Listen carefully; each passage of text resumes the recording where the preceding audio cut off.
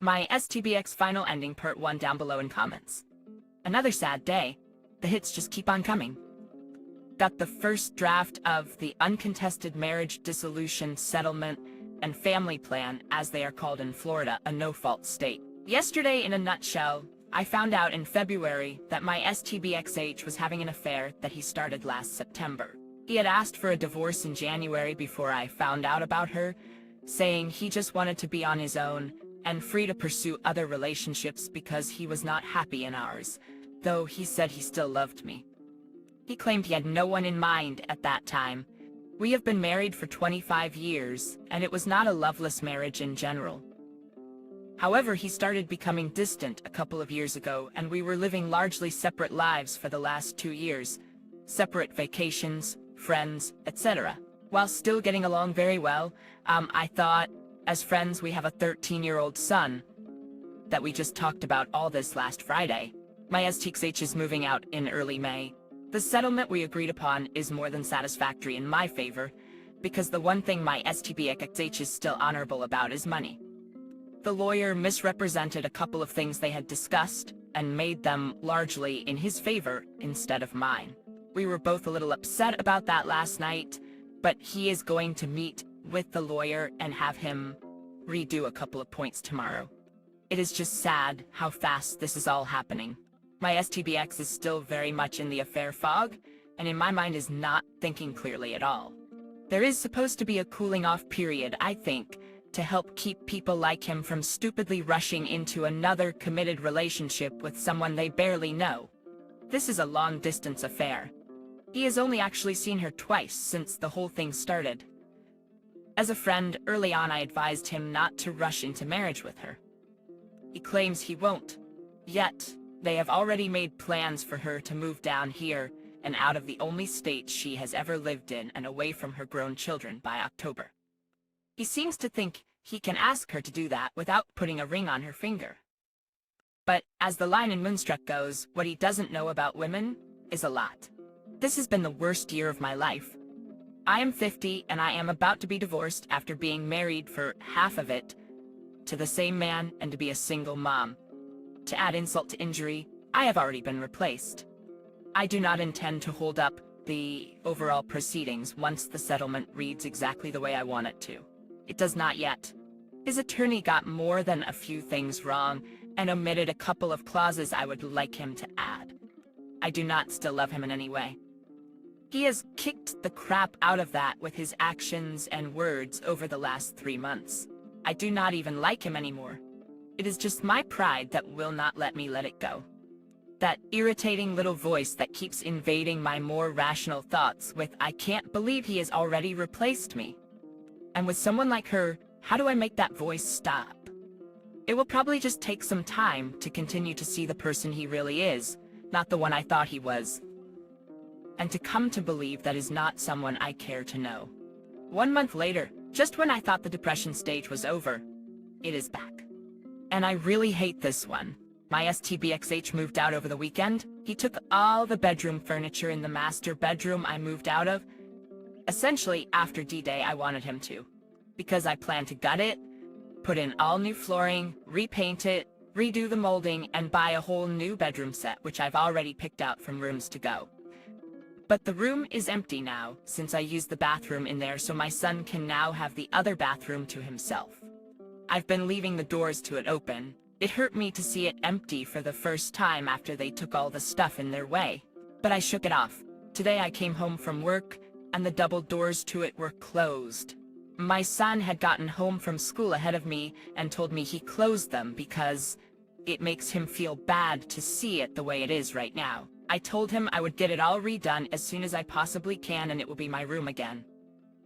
He said that would make him feel better. But I had to go into the garage and cry like a baby for a bit. Crap, haven't cried about all this in a couple weeks now and thought maybe I was done with that. Ducking guy just called me on his way home from the airport to see how he's been doing. I should have lied and said just fine. But I told him about it and said I'm gonna hire someone to redo the floor and paint in there as soon as possible so I can get it set back up again quickly. Then he was annoyed. His dad is in a rehab facility after falling recently and breaking his pelvis in 2 places, so he goes. Between all this and my dad, I just feel like I'm always doing something for everyone else. Note, I didn't ask him to do anything about it. Poor baby, is all the fallout from your appalling affair getting you down? Excuse me if I don't cry you a river. Perhaps the solution to that is to just stop answering. He ended up stopping by tonight. He at least called me again to ask if that was okay. He said he wanted to say hello to our son, because he got called out to fly again tomorrow morning for another 3 days and won't see him for a bit. I took another walk while he was here. I am going to Lowe's tomorrow with the wood floor sample I have from there that I would like installed after taking measurements of the bedroom and closet. I'll pick out a paint color while I'm there, but I have one in mind already, and I'll see about hiring their professionals to take care of the floor and the painting because I am not skilled in that area. As soon as I have that lined up, I'll order the bedroom set and mattress, as TBX said a few weeks ago that he would do all that himself. Even then, I said I'd rather just hire someone. He doesn't seem to understand that this is no longer his home, and we will no longer cater to his schedule. So the other woman is coming to town to visit him where he's living now, which is only a 15-minute drive across town. And STBX wants me not to tell our son she's even here. He thinks he's going to sneak her around for a week, while still spending some quality time each day with our son, who knows he's on vacation from work for that time period. I'm slightly torn. I know some of you won't agree with that, because I know that if my son knows she's staying with him over there for a week already when he just moved a week ago, it will really hurt him. He's not a big fan of the idea of her moving down here later this year. As it is, when I talked to STBX about this yesterday and expressed these thoughts, he said, "I told you we shouldn't have told him about her yet." It's too much for him to absorb all at once. I had to explain to him again why lying to him wasn't the best approach. Ultimately, I had to say that lying to him about her isn't protecting him. It's protecting you. He just doesn't get it. Clearly, deep down, he realizes what he's been doing is wrong. Otherwise, why not be shouting his love for her from the rooftops? He's having her come down here to sneak her around. His words, "I can't believe this is how a normal person would want to be treated either. She must be a train wreck of a desperately lonely and needy person. I dread the thought of my son ever meeting her, let alone having her be any significant part of his life." One, my husband told our son about our divorce and the other woman's role in it. Not me. I didn't say a word about it. I was in the room when he did so. The only talking I did was to reinforce to our son that we both love him very, very much. He's going to continue to live right where he is with me and stay in the same school. And we're both going to continue to do everything we can to be the best parents we can for him and as much of a part of his life as we've always been. Since then, I've not said a word to him about her or their relationship, unless he has asked me a pointed, factual question. 2, I've said repeatedly that I've never bad-mouthed my STBX or the other woman to my son, and I don't plan to. My son has asked me a couple of questions about her since he learned of our impending divorce, and I've either given him an honest and straightforward answer without any editorializing, or I've told him that he should speak with his father about it, because I really can't answer for him. One of the questions was, where did he meet her?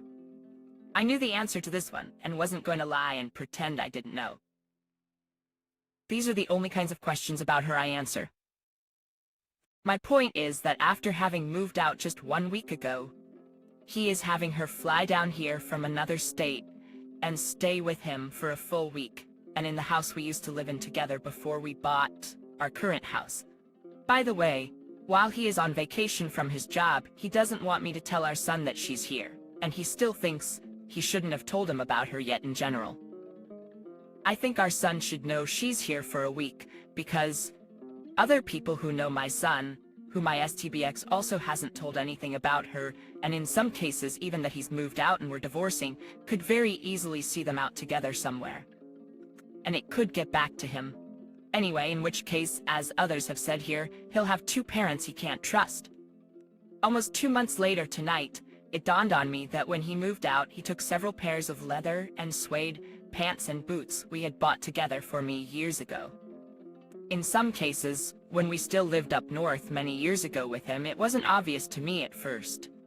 I rationalize now because the pants were size 6 and 8, and I'd been wearing a 10 for years, as 5'7" women in their 40s and 50s will tend to do. And because one doesn't wear leather boots in Florida very often. But now I am a size 6 again, due mostly to abject stress. Not because I dieted on purpose, and wouldn't mind wearing one of those pairs of suede pants I'm particularly fond of when the weather gets cool enough, and it's gone. With the duck, I can't believe I didn't notice this sooner. On the plus side, more validation that divorcing this pathological liar and cheater is probably the best thing that's ever happened to me. On the minus side, I realize I've been dumped yet again by him, that his lies are the gift that keeps on giving. That keeps on giving, and that I can't trust anything he says or does in relation to our son. Well, I got the dreaded email about the court date being set this morning, July 29th, the date my 25-year marriage officially ends. I knew it was coming, yet here is this now old familiar pain. I wish there were a pill we could take one time that would shut down the grief process altogether.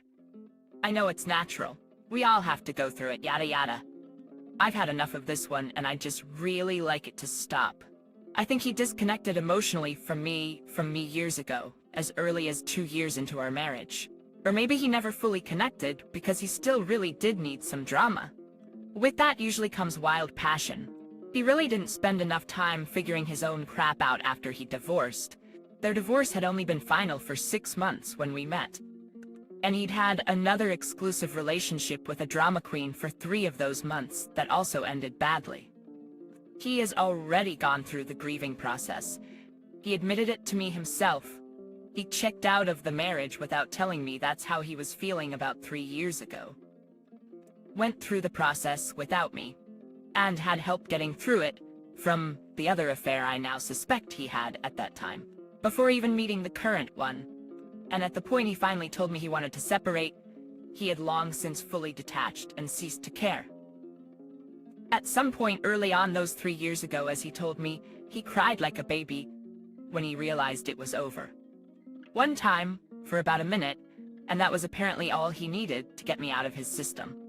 Not every night, after going to bed for more than 2 months, sometimes for over an hour, sometimes so gut-wrenching that he felt like his insides were coming apart. He didn't lose 25 pounds. In fact, he's gained weight after being skinny all his life. I'm sure he believes he suffered a great deal of pain at the thought of the end of the marriage. For an emotionally anorexic narcissist incapable of both empathy and sympathy, 1 minute of sobbing must have felt like a nervous breakdown. What he believes and what is true are generally 2 very different things. About a month later, we were divorced after 25 years of marriage on July 29th. We have a 13-year-old son. My ex basically left and divorced me for another woman. He moved 10 minutes away into our rental house that became vacant in May. She lives out of state, but plans to move down here and in with him by the end of the year. We have joint custody, but I have 80% of it since he is gone. He is an airline pilot. The majority of the time, the parenting plan is very flexible as to when each of us will have our son with us. Since my ex moved out in May, when he's home, he comes over and spends the afternoon and evenings with him. He takes him to the gym, or to play tennis, or to dinner. He's not here for most of that time. But our son very rarely stays with him, even though he'll have 2 or 3 days off in a row frequently. Our son doesn't like staying with him, not because they don't get along or the house isn't welcoming. My ex bought him a new bedroom set of his choosing, and he has one of his video game consoles set up over there. He doesn't stay there, he says, because it bothers him to be living part-time in 2 different houses. And his dog and most of his stuff are here. He's just more comfortable here. I like having our son here at night with me. I don't want him to suffer because of his dad's nonsense, but I believe he should spend more time with his dad in general. His dad shouldn't be able to get away with living like a single, childless guy, and his girlfriend shouldn't get to live with him like a teenager with no responsibilities when she moves here. She signed on to be a potential step-parent in this deal, and she better plan on doing some parenting. However, my main concern is my son.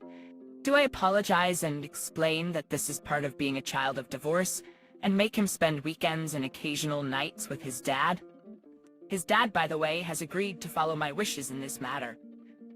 Or do I continue with the current arrangement to keep things as comfortable as possible for my son?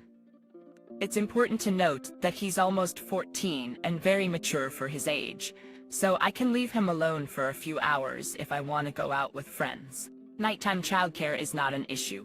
My dilemma is whether I should allow this arrangement to continue as it is, even though it still hurts me to see my ex every day and pretend that everything is the same as it used to be.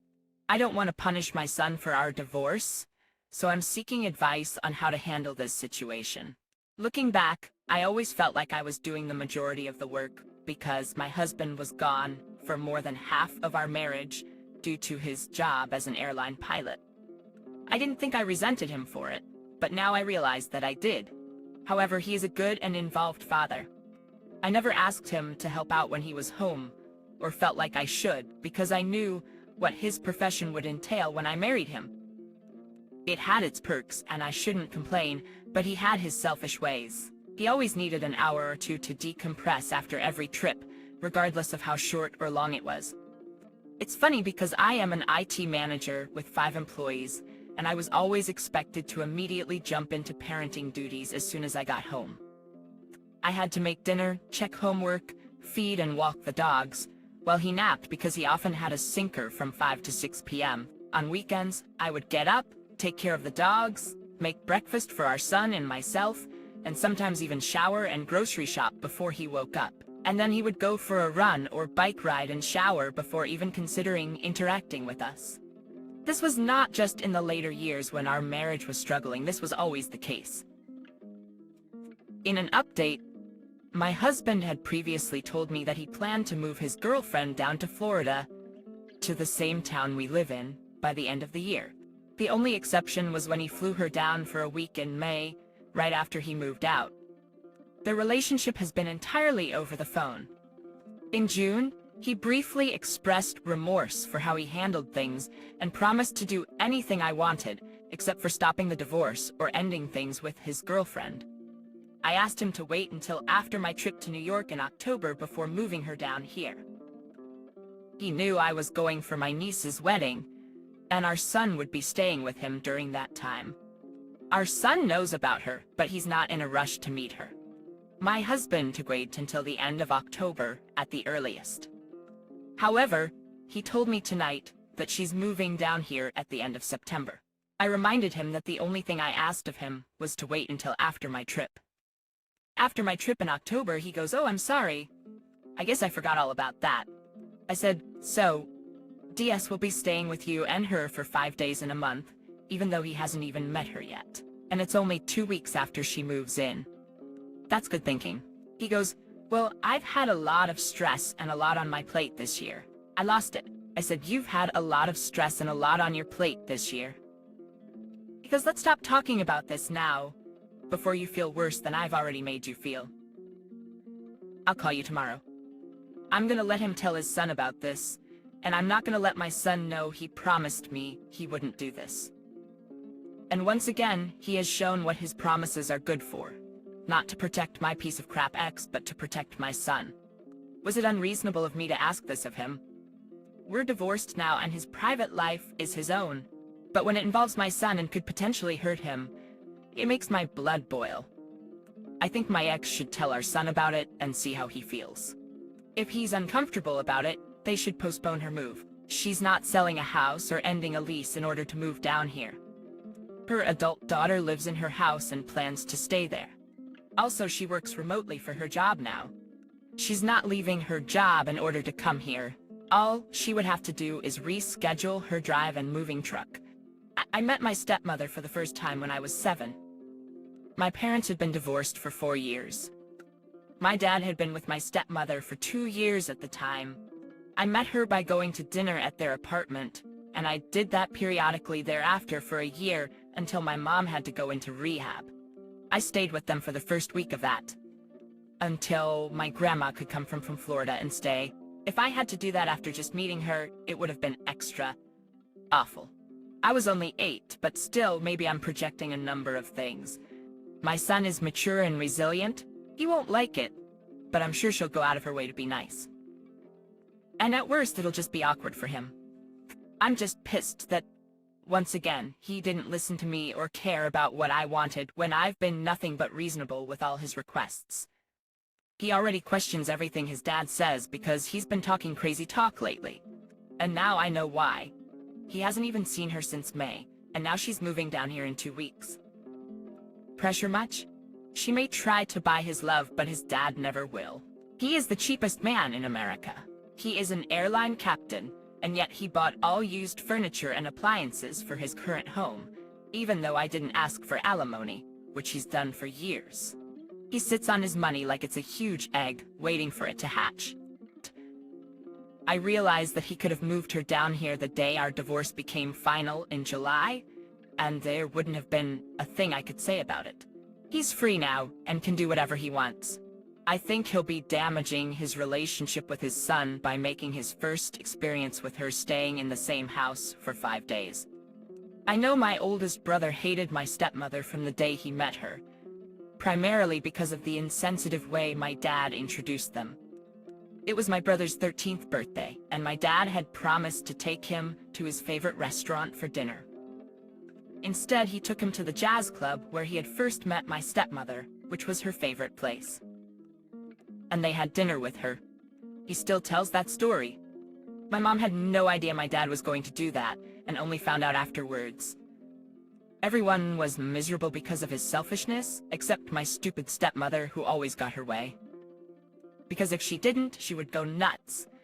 The ex is going to pick up our son later today and have him stay at his house tonight. He does have a game console and games for him in his room over there, so he will be able to escape from them most of the time.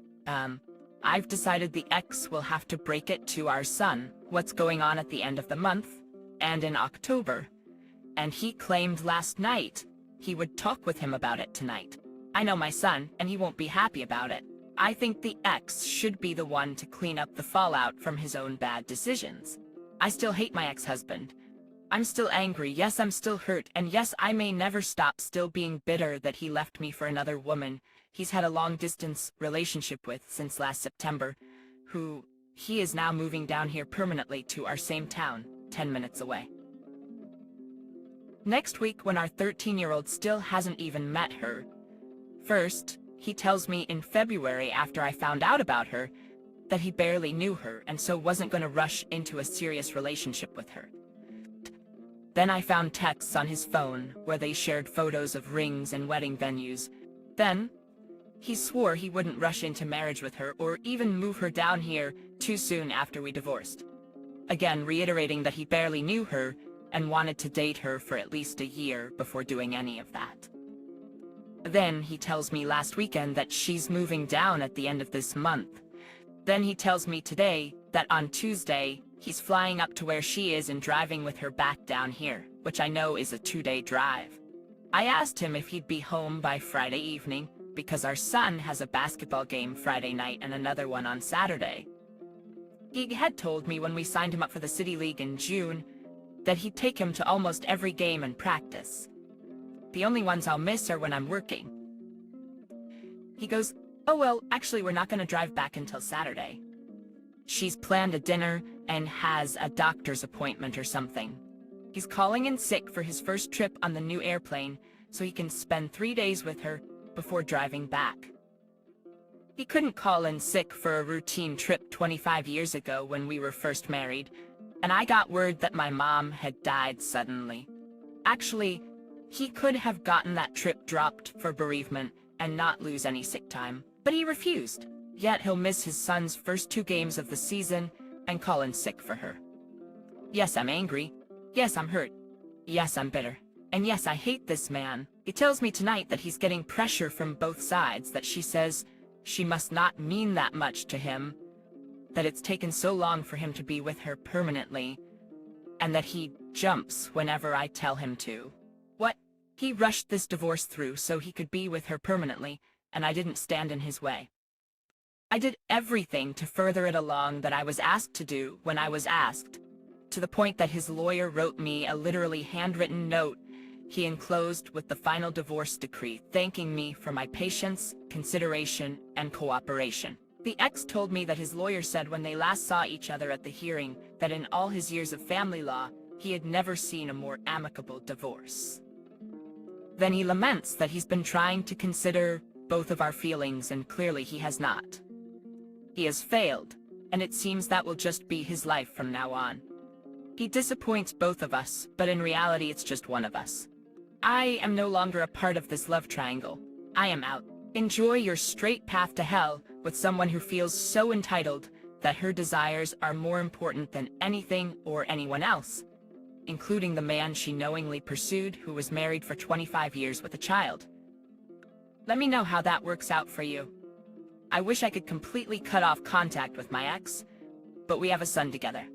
He is a good father for the most part, and I want them to maintain a positive relationship. However, I know I need to improve at being more distant and professional with him. To be honest, I have been holding on to a ghost.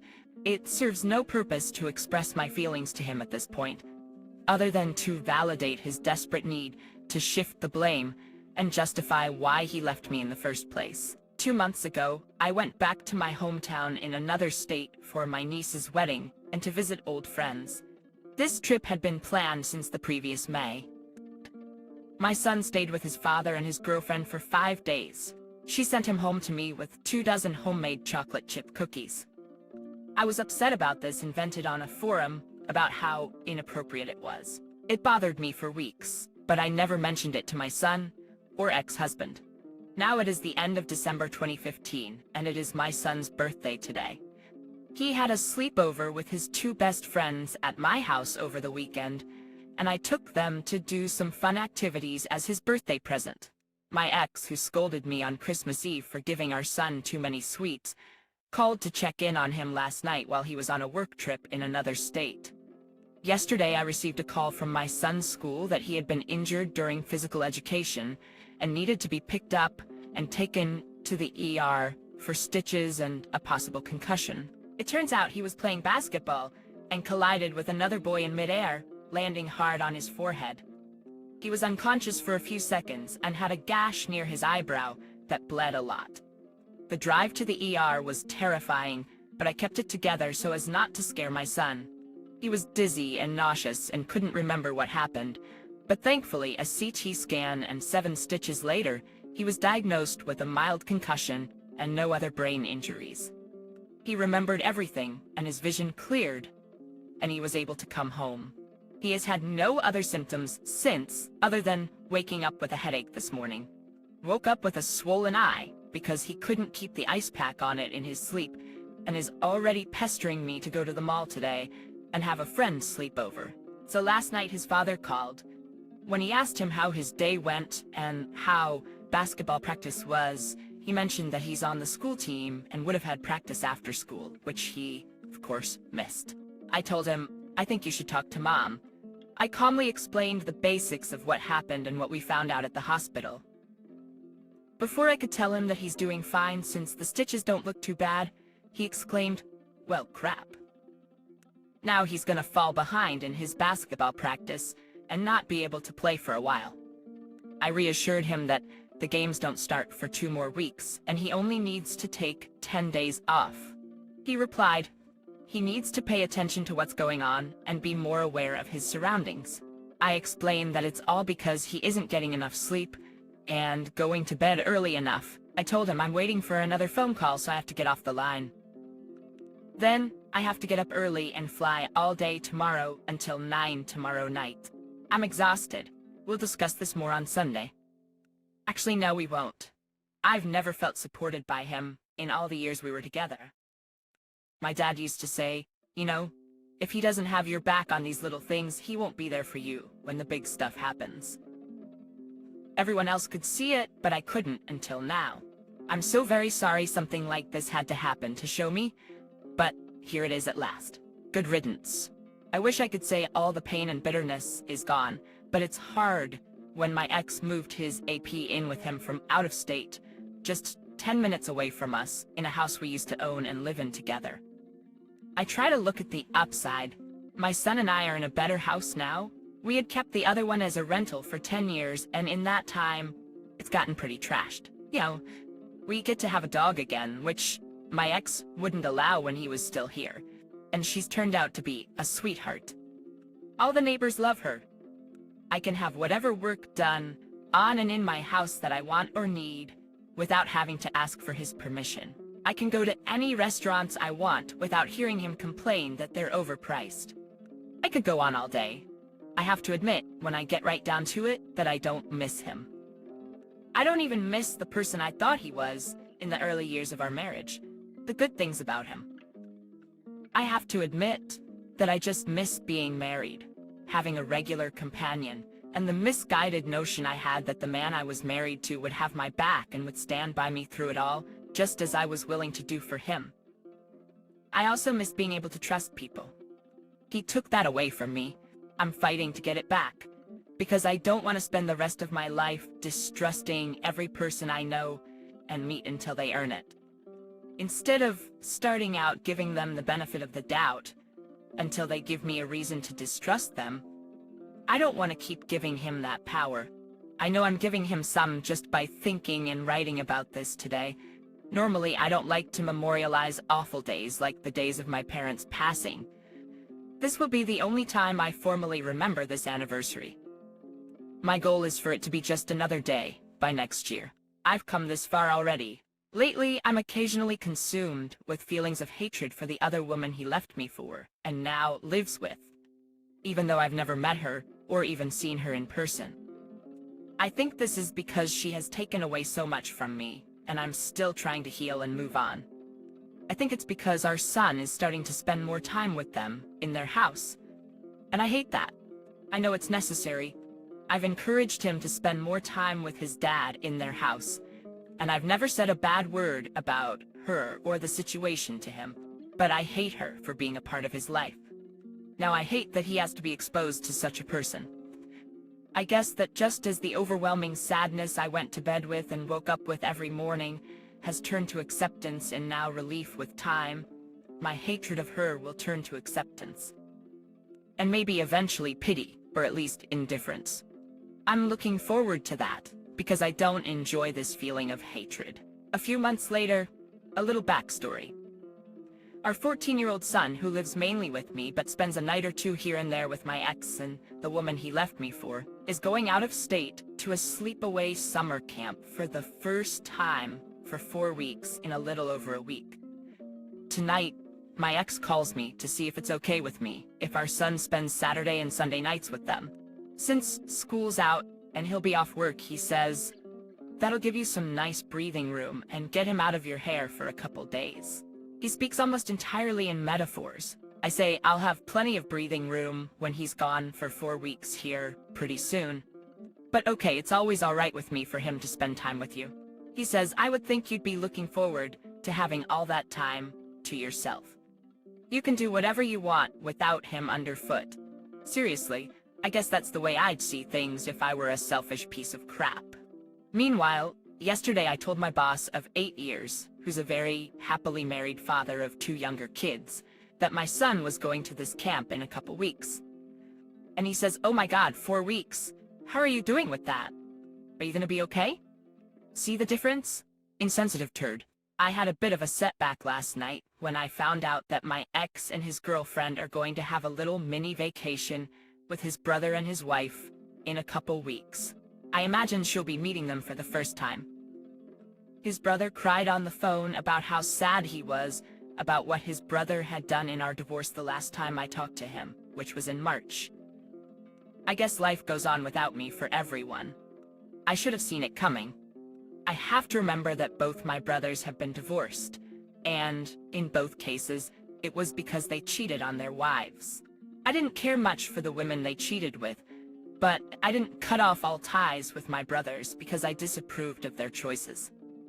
Still, it hurts me to think of my ex's brother and sister-in-law laughing it up with the other woman. I love both of them dearly, and have many fond memories of spending Christmases and Thanksgivings with them when my ex's whole family would get together. He hasn't just removed himself from my life, he's removed his brother and sister from it too, after knowing them for 27 years. My comment is, what do you guys think about the final ending? It sounded like a bit of bitterness and jealousy, which is normal. I just wonder what you guys went through after your breakup or divorce. Comment down below how you overcame it, and I will see you in the next series. Have a good one.